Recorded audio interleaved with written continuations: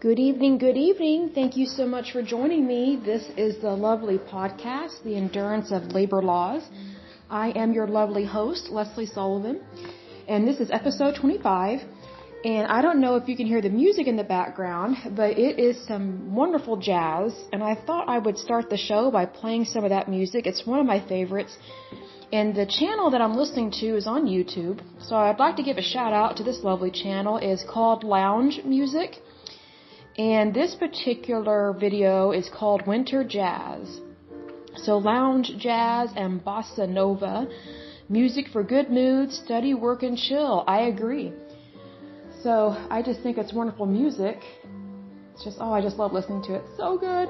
So while that is playing in the background, and I hope it pulls on my mic here, my phone that I have, I want to give some shout outs here to start. So first of all, I want to give a shout out to Oklahoma, Virginia, Texas, British Columbia, and New York. Love you guys. You're wonderful listeners. Thank you so much for supporting me by listening to this podcast. It means a lot to me. Thank you so much. And I would like to give a shout out to some, not necessarily vendors, but products or companies that have gotten my attention because either I use their stuff or I just like what they do. So the first one is going to be the people that make Suave lotion.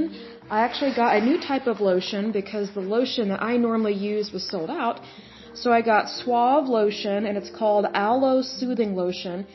And it doesn't burn. It's really awesome. It just feels really good on my skin. And right now it's really cold in Oklahoma. Like, we just had a really warm day the other day, and then the temperature dropped, and so our skin tends to get really dry really quick here because of the temperature change. So just FYI, it's an amazing lotion. So thank you, Suave, for coming out with that one. And it's not too herby. That's another thing I want to mention. There are some lotions that they claim, well, they do have aloe in them, but they also have other ingredients that don't always agree with me because it's too herby. It has like a bunch of essential oils in it, and those are awesome, individually. But my skin does not like it when they're all combined together. My skin's like, what are you trying to do? It's just too much pampering, I guess. But this lotion has not bothered me at all. It's a great lotion. The other product I wanted to say thank you to is Clinique. I love their makeup.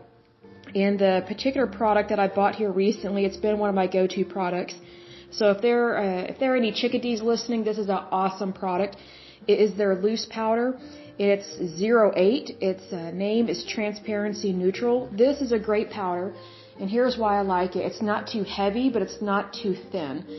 So when you put on your liquid foundation, and then you put this powder on, and you have a big fluffy brush, you dip it in this powder, you tap off the excess, and you just sweep that brush all over your face, and it sets your face almost like a canvas for a painting. Because that's technically what your face is, whether you're male or female, and whether or not you wear makeup or not. Your face is the first thing that people see, so it is a canvas. You are your own artwork, and everyone is beautiful in their own way, their own shape or form. And so what I love about this powder is that it seals your makeup, it seals your foundation, so it kind of locks in that look, so it looks really good throughout the day. It's rare that I have to touch up with it, but if I do, it's just usually in my T-zone. But it's a really good powder. It doesn't have a fragrance to it because Clinique typically does not have any fragrance in their product, which is what I like about them. But what I also like is that because it doesn't have fragrance, it also doesn't stink. Because there's some products that are like hypoallergenic, and I can't stand those products that are hypoallergenic because they smell horrible. Like they make them so non-allergy that they just stink, and I'm like, I don't want that right under my nose. I don't want that on my face, because smells do matter, especially to women, when we're putting product on our face. But this product is really good. Clinique has really mastered the art of being able to make products that smell really good without having to use fragrance like that. Like, they're really particular about that, and they test their products very thoroughly. Like, for example, I knew this one chick years ago. She worked for Clinique a long time. She was really good at her job. She moved up the ladder, so to speak, in Clinique. And she told me that in Clinique, this makeup company, that when they're trying a new product, when they're trying to invent something new or they want to test it, if it causes one allergic reaction in their trial study, they scrap the product and they redo it. They reformulate it. I mean, if that's not care, I don't know what is. Like, they really do care. That, now I understand why I haven't had a single allergic reaction to any of their products that I can think of, and that includes their skincare. It's really good, and it's a really good price point too. So the next product I wanted to kind of give a shout out to, it's a new little heater I got, because my heater in my apartment, it's central heat and air. Every once in a while, it pushes out cold air, and I don't know why, so they need to get that fixed. But so I bought this little heater just to kind of heat up the room, and also to help my plants, because I got some plants for the winter, and I want to make sure that they don't get too cold if they're sitting by the window. And it's called Utilitech, Utilitech, and it's a heater, like a little, I guess they call it a space heater, but I don't think of it as a space heater. Like, when I think of a space heater, I think of those huge metal things that people put in their house and they're not supposed to. So this thing is small, and it's meant for the inside. It's meant for inside your home. It's not, I don't know why people call it a space heater, because when I think of a space heater, like I said, I think of those big heavy metal things that you put propane in. This is not like that. It's just a small little electric heater, and it really works. It's awesome. The other place, or the other item that I wanted to give a shout out to, is actually a store, and it's called Ross. It's Dress for Less, and I kid you not, I got a really cool pair of slacks there for work, and they fit awesome. And typically I wear a 34 inseam, so if you're needing longer slacks, I would go to Ross, because every so often they get more and more slacks that are longer, which I love that, because slacks are hard to find for women, especially if you wear anything above a 32 inseam in terms of the length of the pant leg. And I kid you not, the price started out at $69.50. That's what it would have been sold at a previous retailer. Ross brought the price down to $34.75, so $34.75. Then it was brought down again, and I only paid $9.99 plus tax. And then I got a couple tops, work tops from Ross, and they were under $10 or something each, which was awesome, and they look really good. So thank you, Ross, for providing really good deals, really cute clothes. And these are really cute work clothes. Hold on a second. I got some kind of, I think I got dirt on my sofa. I'm sitting on my sofa, and I had moved my plants, and I guess I got dirt on my slacks. I don't like that. Let me scrape that off real quick. Hold on a second. So if you're hearing some noise. But anyway, what I like about Ross is that I can go there and I can find really cute work clothes, and they're appropriate. But, you know, they're conservative, conservative tops, but they're not frumpy. I don't know how else to describe it. But I don't like frumpy, boring clothes, because I like to be able to spice it up, but in a very appropriate way, like with jewelry, classy jewelry, because I think you have to dress for your work environment, but you also need to express your own personal style, whether you're male or female. And they do have some nice gentlemen's clothes there, like some really nice slacks, some really nice button-up shirts. I mean, if you're a guy and you're needing some really good work clothes, whether you work in an office or if it's kind of casual Friday all the time, definitely go to Ross. It's not just for women. Like, they have really great deals. Oh, and they have really good shoes there too. But anyway, I was able to find some really good clothes for work without breaking the bank, as they say, because, I'm just like anybody else. I love going to the mall, but I don't like having to spend that kind of money all the time for work clothes, because I like to invest. I like to invest in myself, and I know it's important to look your best and things like that, but I remember back in the day when, it was kind of required for women to wear suits to work, like skirt suits or pantsuits, and they were just so expensive. So if anything, I'm very grateful that work environments these days, unless you work for Wall Street, of course you're going to be wearing a suit there, but, more and more work environments are more casual, not too casual, but, it's, you don't have to wear a suit all the time, so then I don't have to wear pantyhose, because I hated wearing pantyhose. It just rubbed my skin wrong, and it made me hot. And usually I'm not hot. Usually I'm freezing cold. But I just don't like wearing pantyhose anyway. But side note, don't like wearing those. But, if you need a really good wardrobe, go to Ross. I guarantee you will definitely be impressed. I look at it this way, go to Ross and dress to impress. I think it's a great thing to do. But let me go ahead and pause the music. So let me pause this puppy. There we go. And then I'm going to click back over to this recording so we can continue. All right. So today I thought it would be good to take a look at the USPS, since we talked about their labor union the other day. And this is going to be a fairly short podcast because I'm going to do this in segments because I'm doing this at night right now when I get home from work, and I'm actually cooking dinner. So I'm cooking a baked potato. Actually, let me check on it first before I start this. So I will be right back. Okay, I am back. So my baked potato was beyond done. And just FYI, if you want to know how to really cook a baked potato quicker than usual, is to set your oven to 425 and cut your potato. I use russet potatoes because I don't really like the others except for the small red potatoes, but those are more, I like to steam those on the stove and then put those in like a goat cheese salad or something like that. But in terms of like a baked potato, I always use russet potatoes. And so I preheat the oven to 425, and then I slice my potato right down the middle, so you have two halves.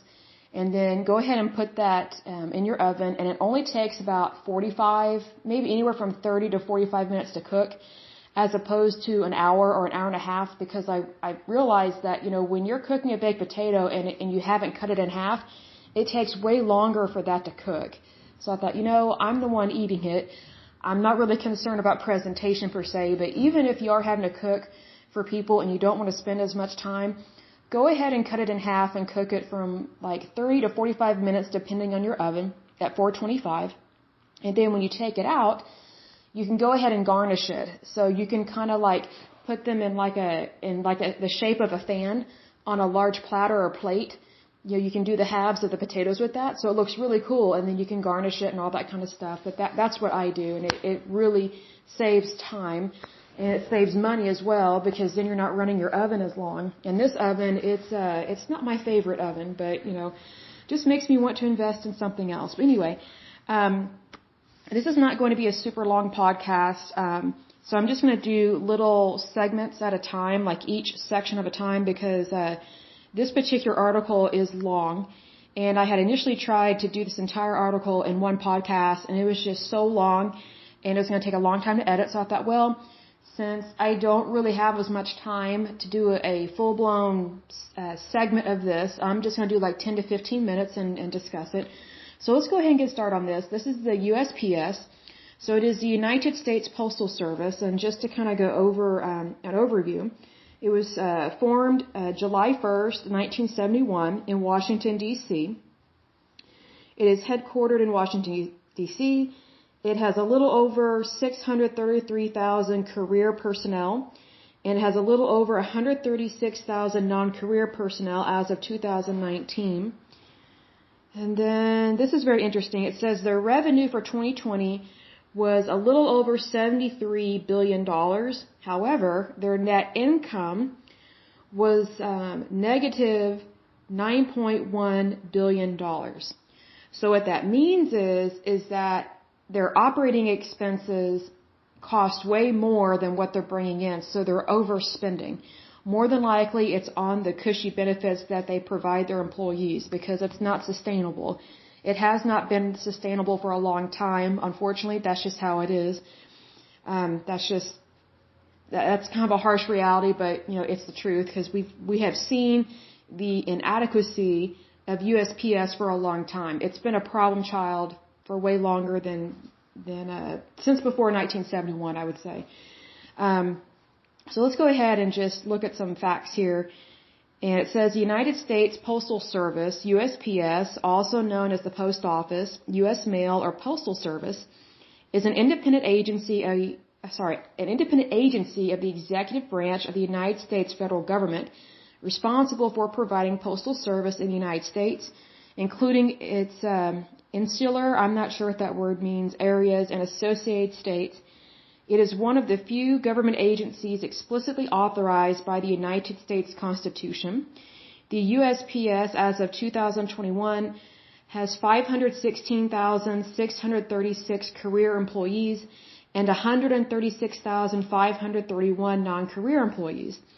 The USPS traces its roots to 1775 during the Second Continental Congress, when Benjamin Franklin was appointed the first Postmaster General. He also served a similar position for the colonies of the Kingdom of Great Britain. The Post Office Department was created in 1792 with the passage of the Postal Service Act. It was elevated to a cabinet-level department in 1872. I'm not sure if that was the wisest thing to do, and was transformed by the Postal Reorganization Act of 1970. That's why they had a new founding or formed of July 1st, 1971.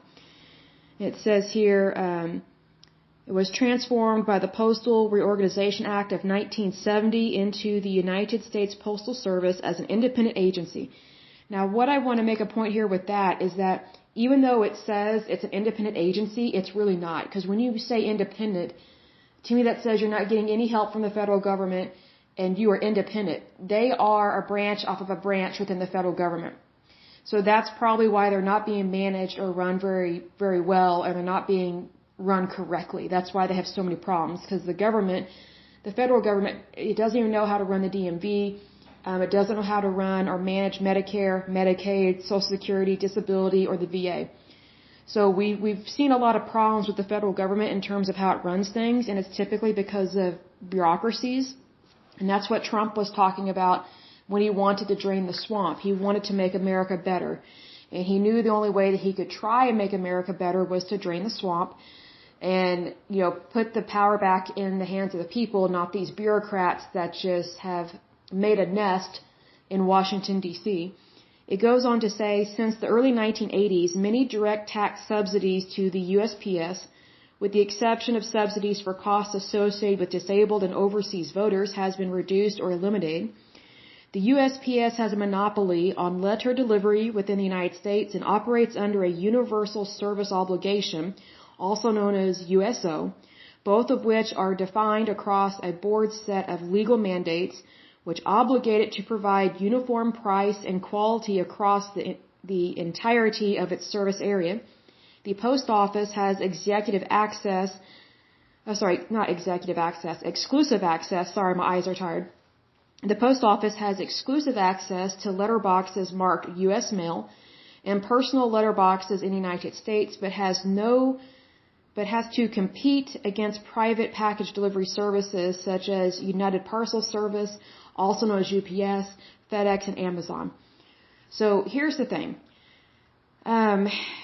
Unfortunately, USPS has a monopoly in several areas. It's not just the letter delivery within the United States. But see, here's the thing. Even though they have a monopoly, it's still not run well. They are still constantly in the red. They are overinflated in terms of their benefits, their health insurance, their pension plans, their pension schemes for their retired.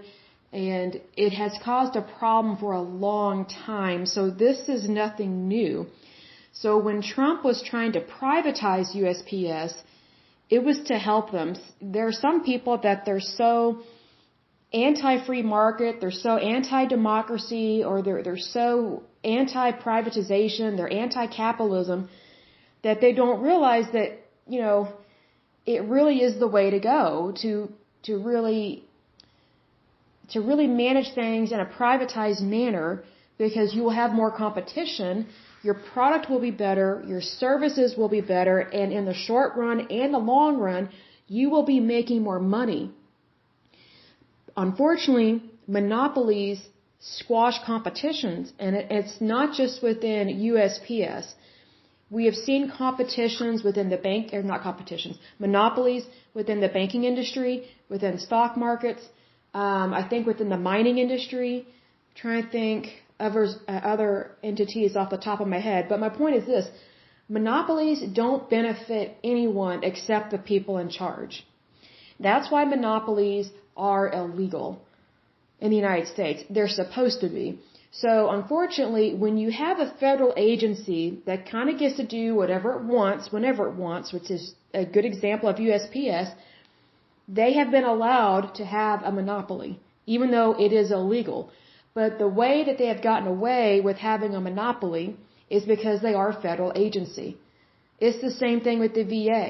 It's the same thing with Medicare, Social Security, Medicaid.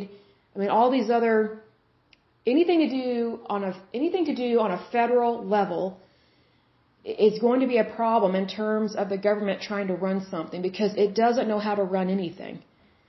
It's the citizens and who we elect that know how to run stuff. But when you put people in charge of things like this, when you have bureaucracies or when you have czars, for example, that is just way too much power within a few people because the power is with the people, always has been and always will be. But I will go ahead and end this podcast because we're a little over 20 minutes. And plus, I would like to eat my lovely baked potato, but this is a really long segment or a really long topic, but it's a good one. I mean, we're going to learn a lot about USPS, and it will start to make more sense about why they think the way they do, why they handle things the way they do, and what can be done to help things be better. Because we do need post offices. I just think they need to be run and managed way better so that they actually have a profit, so that way they can actually balance their budget, make good money, be able to provide healthcare benefits for their workers without breaking the bank and without expecting the taxpayer to give them loans all the time, which we will see later in time as we go through this. So this is it for this particular podcast, and this is the end of part 1 of USPS. So as usual, I pray that you're happy, healthy, and whole, that you have a wonderful day and a wonderful week. Thank you so much. Bye-bye.